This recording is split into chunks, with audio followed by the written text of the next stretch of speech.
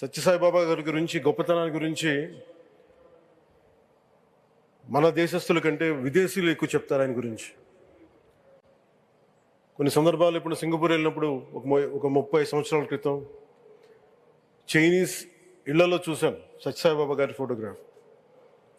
అలాగే ఒక Hollywood actor Steven Seagal అని చాలా సంవత్సరాల క్రితం, దాంట్లో క్లోజ్ టు ఒక 20 సంవత్సరాల క్రితం అనుకుంటా, చిరంజీవి గారిని ప్రత్యేకించి అడిగి, మా అన్నయ్య చిరంజీవి గారిని ప్రత్యేకించి అడిగి నేను బాబా గారిని కలవాలి అని చెప్పి ఇక్కడ బెంగళూరులో ల్యాండ్ అయినా ఇక్కడ ఫ్లైట్కి ఆయనకు వచ్చి ఆశీర్వాదాలు తీసుకున్నది నాకు చాలా ఆశ్చర్యం కలిగేది. ఒకరి గొప్పతనం, ఒకరి తేజస్సు ఎలా తెలుస్తుందంటే ఎలా వెళ్ళి దీని గురించి నేను అనుకుంటా ఉండేవాడిని.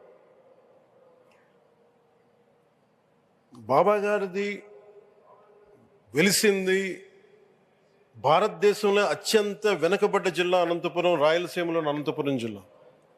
ఆయన పుట్టుక కూడా అత్యంత వెనకబడ్డ జిల్లా, నీటికి కూడా కొరత ఉండే జిల్లా, వలసలు వెళ్ళిపోయే జిల్లా. అలాంటి జిల్లాని ఎంచుకున్నారు ఆయన జన్మకు కూడా.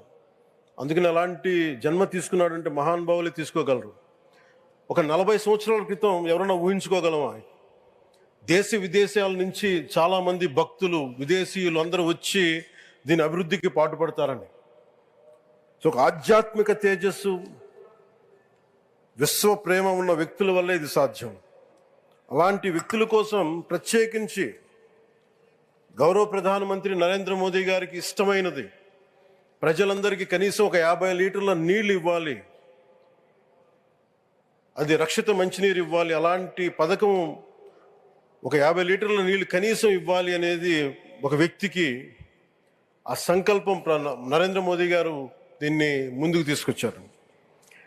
ఒక ప్రభుత్వ పరంగా దీన్ని ప్రధానమంత్రి గారు తీసుకొస్తే, ఒక ఆధ్యాత్మిక గురువుగా ఏ ప్రభుత్వం ఆలోచించినప్పుడు, ప్రభుత్వాలే దీని గురించి సగటు వ్యక్తికి నీరు ఎలా అందించాలనుకున్నప్పుడు దాన్ని ఆలోచించింది సత్యసాయిబాబా గారు ఆలోచించారు. అప్పుడు ముఖ్యమంత్రిగా చంద్రబాబు గారు ఉన్నప్పుడు వారికి ఒకటే చెప్పారండి, నేను ప్రజలకి దాహం తీర్చాలనుకుంటున్నాను. నాకు తెలిసిన భక్తులు, ఒక భక్తులు, ఒక ఆయన సింగిల్ హ్యాండెడ్గా 400 crores 400 కోట్ల రూపాయలు ఈ పథకానికి, ఈ పథకానికి ఇస్తాను, దాహం తీర్చే పథకానికి ఇస్తాను అంటే, దానికి ఆ రోజున ప్రత్యేకించి అలాంటి పర్మిషన్స్కి వీటికి కొంచెం కష్టాలు ఉన్నప్పుడు గౌరవ ముఖ్యమంత్రి నారా చంద్రబాబు నాయుడు గారు వీటికి అండగా ఉండి ఈ సత్యసాయి, ఈ దాహం తీర్చే ఈ పథకానికి, అంటే మనం చెప్పాలంటే జల్ జీవన్ మిషన్ అంకురం సాయిబాబా గారు చేశారు ఇక్కడ. ఇది తమిళనాడులో కానీ, తెలంగాణలో కానీ, మిగతా అన్ని రాష్ట్రాల్లో కూడా ఈరోజు చేయగలుగుతున్నామంటే దానికి అంకురం సాయిబాబా గారు అందించారు. ఆయన సేవ తత్పరత, ఆయనది ఎవరెవరో ఎంతమంది ప్రభావితం చెందారో లెక్కలేదు.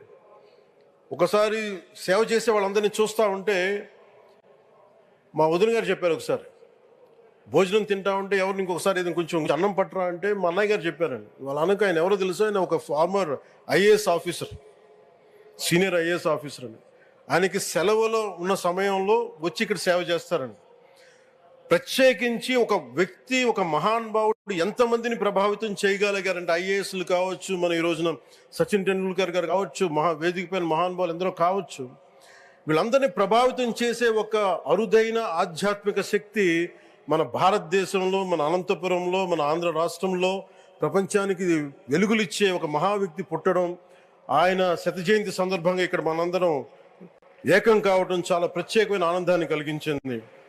ఆయన సేవా తత్పరతని, స్ఫూర్తిని మున్ముందు మేమందరం కొనసాగిస్తాం.